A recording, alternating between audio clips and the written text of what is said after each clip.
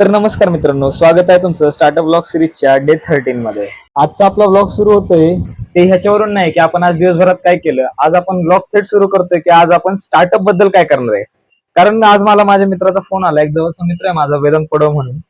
त्याने मला असं सजेस्ट केलं की जर तू स्टार्टअपचे ब्लॉग्स टाकतोय मग तुला डेली ब्लॉग्स टाकायची गरज काय. म्हणजे डेली ब्लॉग साठी तुझ्याकडे व्हिडिओ कंटेंट तर आहेच, तू व्हिडिओ तर दररोजचे शूट करणार आहे, पण तुला बाकीचं सांगायची गरजच नाहीये ना, जर आपला मेन कंटेंट स्टार्टअपच आहे.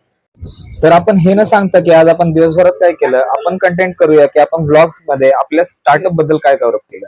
आता आयडिएशन स्टेज तर आपली ऑलमोस्ट संपली आहे.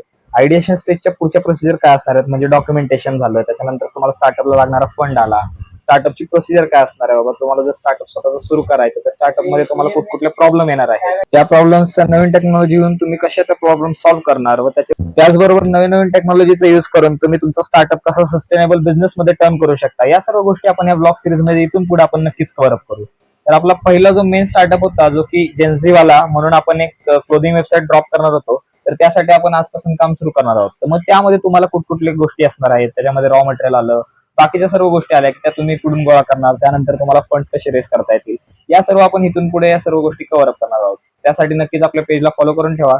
कारण मित्रांनो, व्ह्यूज तर भरपूर जातात पण फॉलोअर्स वाढत नाहीत, आणि फॉलोअर्स वाढले नाहीत तर असं नाही की माझे फॉलोअर्स वाढतील, पण तुम्हाला तुमच्या स्टार्टअप बद्दल तुम्हाला सुरुवात करायची असेल तर तुम्हाला प्रोसिजर समजेल की तुम्ही प्रोसेस कशा करू शकता. तर याच माहितीसोबत मी भेटेल तुम्हाला उद्याच्या भागात. तोपर्यंत सर्वांना जय भीम, जय शिवराय, जय महाराष्ट्र.